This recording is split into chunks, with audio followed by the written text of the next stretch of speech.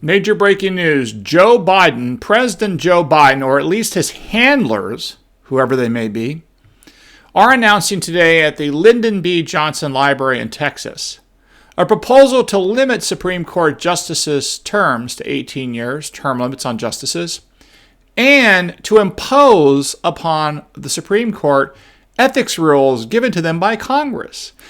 Is any of this constitutional, and does any of this make sense? Let's talk about it when we get back. Hey folks, I'm Mark Smith, host of the Four Boxes Diner, proud American gun owner, constitutional attorney, member of the United States Supreme Court Bar, and author of the brand new best-selling book, Israel Disarmed: What the 10/7 Attacks Teach Americans About the Right to Bear Arms. Very important to understand how the Jewish people at one point were heavily armed in the 1940s when they were forming their country, and over time basically forgot what got them the country of Israel, which is to have privately armed citizens trained. Somehow they got away from that. They became deferential to the government. And unfortunately, as we saw on 10/7/2023, the Hamas terrorists were able to attack thousands of unarmed Israelis. So we in the United States must learn the lessons and the mistakes that the Israelis made so that we don't make the same mistakes here and violate or give up our right to keep and bear arms. All right, folks, so we have breaking news here. You're probably going to read about this in the press. You'll probably see me on Fox News talking about this, but I'm going to try to get this to you first before I start doing my TV rounds. We'll see.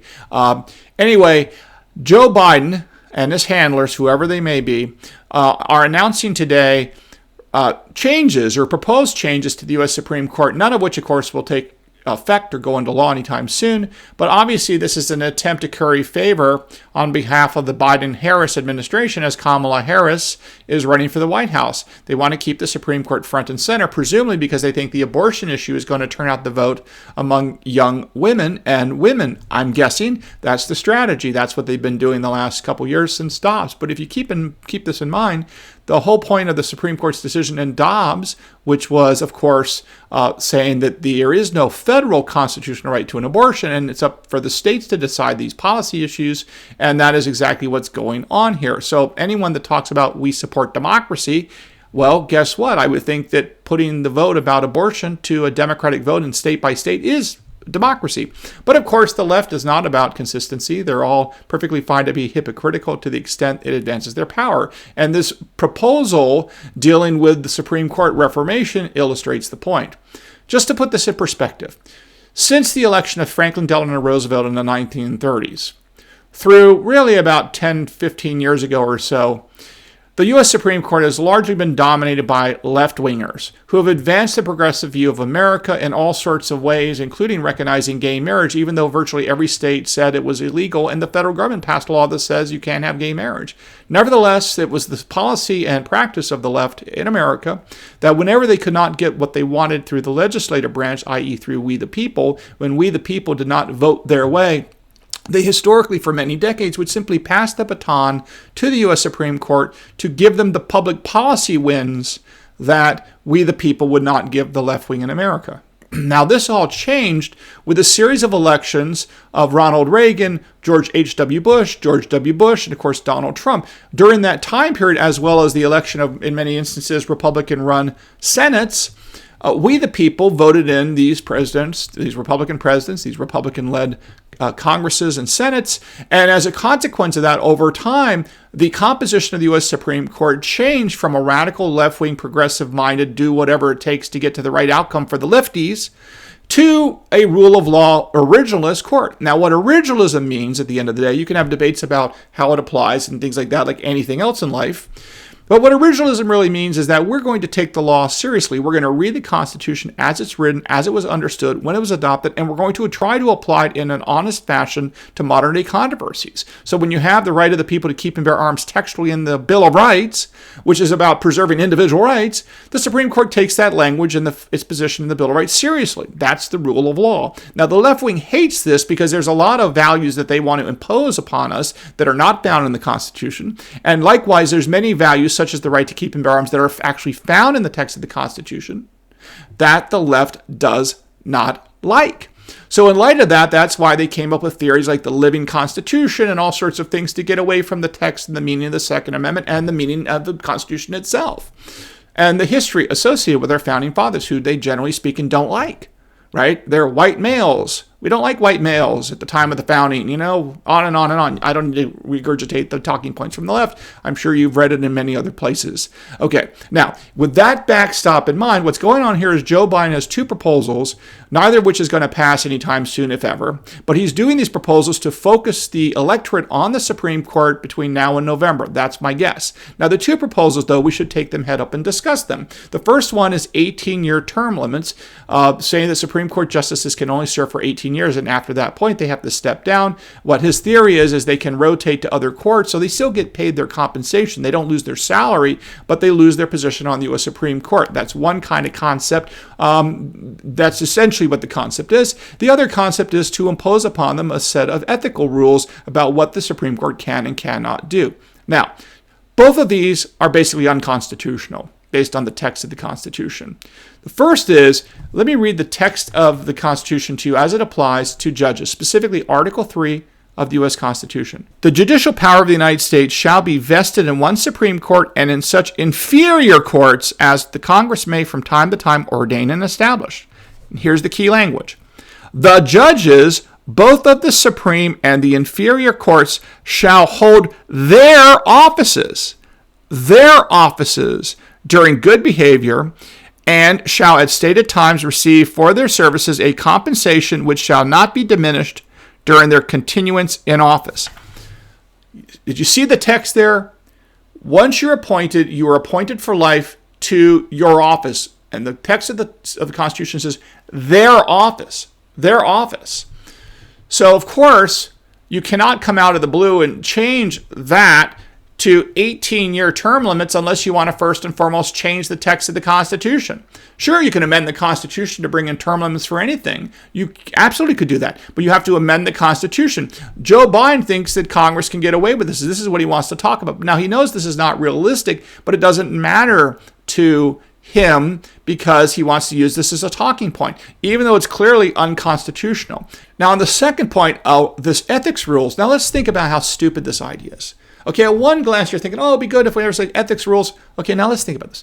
The first thing to understand is that the Supreme Court is created by the Constitution. And it specifically says one Supreme Court, right? Vested in one Supreme Court. There's only one Supreme Court.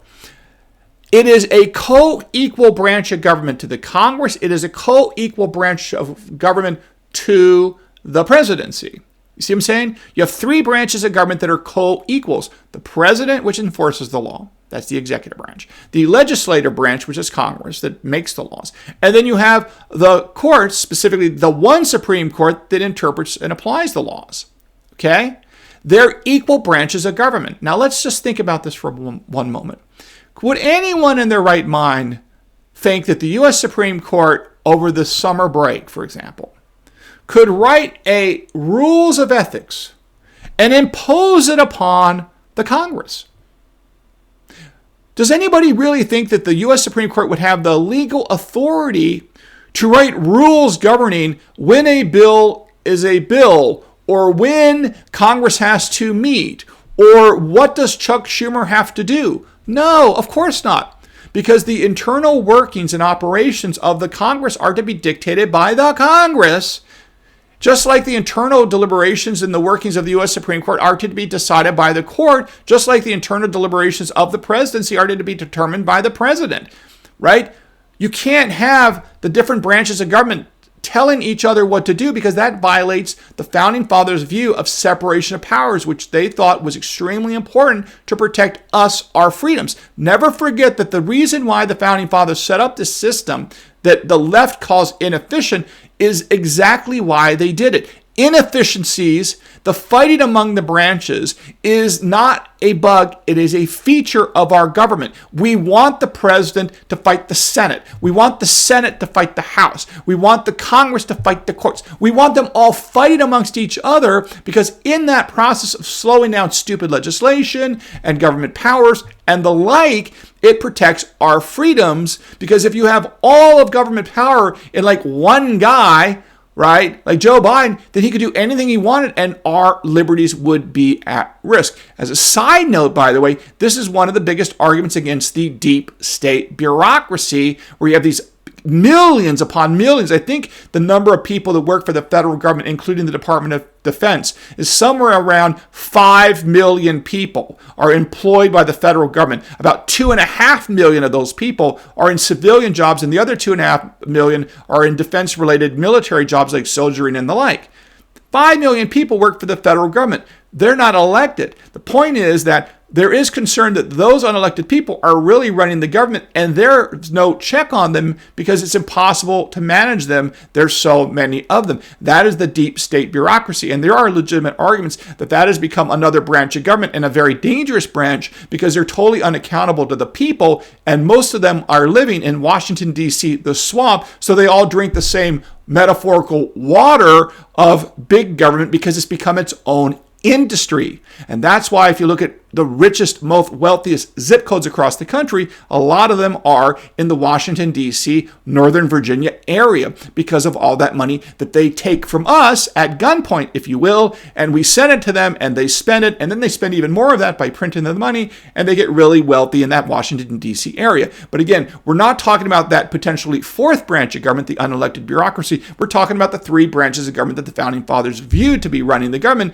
the courts, the legislature, Congress, and the presidency. So again, when Joe Biden talks about trying to impose an ethics rule on the Supreme Court, the question should be is why can't the Supreme Court impose ethical rules on the presidency or rules of the road for the Congress? No one would think that would even be constitutional, because it clearly would not be. So too, it's not constitutional for those other branches to dictate the Supreme Court how they do their business, including any ethical related rules. But keep in mind that because you only have one Supreme Court of 9 people, you really, as a general matter, cannot have those justices recusing themselves because you only have 9 people in the country. So it's not like there's another round of appeals or anyone. They are the ultimate arbiters. And that's why they, generally speaking, don't like to recuse from cases, because there's so few justices. And of course, they make really important decisions. I just want to sum up, though, that there's a very powerful statement that was put out on X by Leonard Leo, who many of you have read about, very influential, I believe, in the Trump administration for helping to select justices and judges. I don't know his exact role, but the left doesn't like Leonard Leo because they think he's too influential and smart, and has helped basically pick good originalist judges in light of his association with the Federalist Society. He put out a very powerful statement. Let me read it to you. Leonard Leo writes, quote, "No conservative justice has made any decision in any big case that surprised anyone. So let's stop pretending this is about undue influence. It's about Democrats destroying a court they don't agree with. If President Biden and the Democrats were truly serious about ethics reform, then they would ban all gifts and hospitality of any kind to any public official in any branch of government, starting with Congress, where the real corruption is. They would close all of the loopholes that allow members to travel on private jets to fancy hotels and restaurants. With respect to judges, they would include the things where influence peddling is the most present and dangerous. And that's when the liberal justices rub shoulders with influencers at places like law schools, bar associations, progressive think tanks, and their conferences, and other groups and events funded by left-wing billionaires where they support real vested interest in their work of the court. Let me be clear. This is from Leonard Leo again. Let me be clear. If Democrats want to adopt an across-the-board ethics ban for all branches, I am in favor of that. No jets, no meals, no speaking honorariums, no gifts for anyone from anyone, for any reason in any branch, starting with Congress. Until they support that, let's all be honest about what this is: a campaign to destroy a court that they disagree with. I think that's very powerful language from Leonard Leo. And I would add one additional thing. Has anyone noticed that President Trump was already a billionaire before he ran for office and became president, and then ever since then has been indicted and sued and attacked, his business hammered everywhere, all over the place by the left? In contrast, we see many politicians go into office that basically are penniless, relatively have no money. And next thing you know, after spending a decade or so in Congress, they come out extremely wealthy as multimillionaires. How is it possible that a billionaire who made his money in the private sector gets punished by politics and from elected office, but all these penniless people that go into Congress get rich while they're in Congress? How is that possible? Well, I'll let you speculate and think about that question. That's beyond the scope of this video. What is part of this video, though, is just to point out the hypocrisy here. That this is not about the Supreme Court or ethics or anything. This is about political power. The left used to use the Supreme Court to advance their progressive agenda. This Supreme Court is about the rule of law, and even though you and I sometimes get upset with some of the Supreme Court decisions because we feel that maybe Justice Kavanaugh or Justice Barrett or Justice Roberts didn't precisely write a paragraph the right way, and that's a legitimate criticism sometimes. But at least we understand that they're trying to get the law right, and sometimes we may disagree with it, but at least we know they're being honest about what they're trying to do. This is in far contrast with left-wing justices, like in my view, Justice Kagan, Justice Brown Jackson, and Justice Sotomayor, who are literally just knee-jerk reactions. They will always rule in favor of the left on any controversial topic, period, full stop, and it doesn't matter how they get there. That is a dramatic contrast to how the conservative justices will sometimes disagree with each other about a particular point of law, as we saw with Justice Thomas narrowly disagreeing with the Rahimi majority on the how that one applies historical analog laws dealing with gun control issues.